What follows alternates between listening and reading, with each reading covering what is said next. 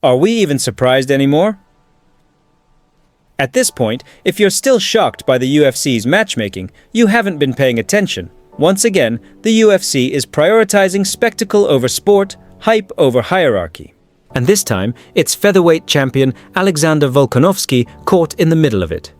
According to multiple sources, including the ever-reliable Elvado Culmanero, who's been absolutely on point with these reports, and even Mosvar, Evlov himself, the #1 contender, says he's fighting in July. Meanwhile, Volkanovski is reportedly being targeted for a return in September. And if both men win their fights, the plan is for them to clash later this year. Sounds like a pretty clean roadmap. Until you stop and ask the most obvious question, who is Volkanovski defending against in September? Well, buckle up. Because apparently, UFC 320 is being headlined by a rematch between Alexander Volkanovski and Yair Rodriguez in Guadalajara, Mexico, on September 13th. Yup. That again. Let's not sugarcoat this. It should not be happening, not even close. Since the beginning of 2024, the UFC has been handing out undeserved title shots like free samples at Costco. It's been a string of bizarre matchmaking decisions that all share one thing in common: money first, merit second. This Yair Rodriguez rematch? It's not about rankings, it's not about redemption, it's about marketing a Mexican fighter in Mexico. That's it, that's the whole game. They want the optics, they want the gate, and Yair Rodriguez is the vehicle to get there. Because if we're talking merit, let's not kid ourselves. Yair got dominated in the first fight with Volkanovski. There's no debating it. Volkanovski neutralized him from the opening bell, controlled the pace, shut down the kicks, took him down, smashed him. Yair had a few flurries in the third round, sure, but he still got TKO'd. It wasn't competitive, it wasn't close, it wasn't controversial.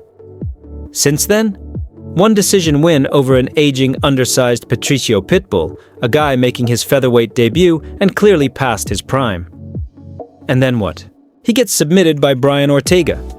Again, it's not even like he got caught. He got systematically broken down and tapped, and now, somehow, he's in another title fight? Why? Because he sells. Because the UFC wants a stadium show in Mexico, with a Mexican fighter in the spotlight. That's it. That's the whole rationale. Forget the rankings. Forget the deserving contenders. This is about what fills the seats and moves the merch. And look, this isn't an isolated thing. It's a pattern, a clear, recurring pattern. Just look at the matchmaking we've had since UFC 299, Sean O'Malley versus Chito Vera. Okay, sure, Aljo didn't want the rematch, and Merab wasn't available. But Chito had no momentum. He got outclassed by Corey Sandhagen and barely edged out Pedro Munhoz. Still got the title shot. Pantoja versus Steve Erceg. The guy was ranked number 11. Number 11, getting a title shot after 3 wins? Come on, Islam Makhachev versus Dustin Poirier? Dustin had 1 win since his last title shot, and that win was over Benoit Saint-Denis, who was barely breaking into the top 10. Dricus du Plessis versus Israel Adesanya. Izzy hadn't won a single fight since losing his belt, and yet, somehow, he leapfrogged the division. Alex Pereira versus Khalil Rountree?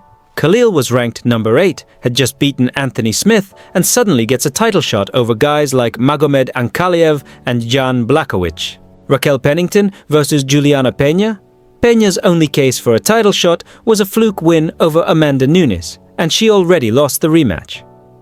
John Jones versus Stipe Miocic? That one speaks for itself. 2 inactive legends fighting for a belt while the rest of the division sits around waiting.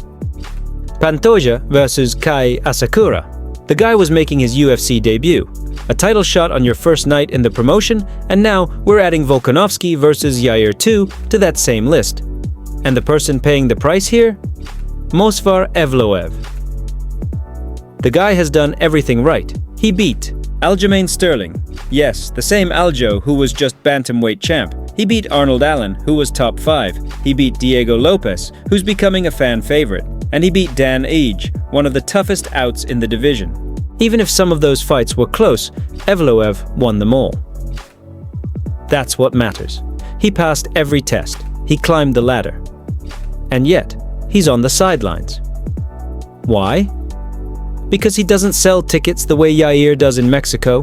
Because he's not flashy? Because he grinds people out instead of knocking them out? It's shameful. Straight up. The UFC is ignoring its own rankings, its own logic, its own integrity. And you know what makes it even worse? They had the perfect card, just sitting there. Volkanovski versus Evloev as the main event. Yair Rodriguez versus Diego Lopez as the co-main. That card sells in Mexico. No question. Lopez is a star in the making. Mexican-born, Brazilian-trained, wild as hell in the cage, and always puts on a show. Match him up with Yair? That would have been electric, but instead, we're rerunning a fight we already saw. A fight we know how it ends. Volkanovski is the worst stylistic matchup for Yair, and unless Volk suddenly looks old overnight, the outcome won't be any different. And now, here comes the wildest part of this whole mess. Movsar Evloev is supposedly fighting Aaron Pico in July. Let that sink in. Aaron Pico, making his UFC debut, coming over from Bellator, where he never even won the belt. And now, in his first UFC fight, he's matched up with the #1 contender. It's madness. Now don't get me wrong, Pico is fun. He's explosive. He's a knockout machine.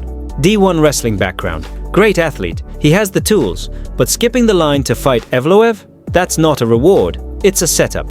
And it tells you everything you need to know about how the UFC is doing business these days. They're eyeing potential. They're eyeing charisma. They're thinking, if Pico wins, that's our guy. Marketable. American. Speaks well. Explosive highlights. Sellable. And from a business perspective, yeah, it makes sense. But from a sporting perspective, it's a disaster. It should be Volkanovski versus Evloev. Simple. Yair versus Lopez. Makes perfect sense. Co-main, 5 rounds, fireworks. Guaranteed. And if you really want to give Aaron Pico a shot, let him fight Dan Ige. That's a fair test. Ige is tough, durable, well-rounded. If Pico can beat him, then you talk contenders. But this backwards matchmaking, it's turning the sport into a circus. The UFC used to be about climbing the ladder, earn your way, win the right fights. Prove yourself, that's what made a title shot mean something. Now, it's all about who sells better, who looks cooler in promos, who brings the bigger crowd. And that's a dangerous path, because when you stop rewarding merit, the belt starts to lose its value. Fighters notice, fans notice. And eventually, if this trend continues, no one's going to believe in the rankings anymore. And if the rankings don't matter, then what are we even watching?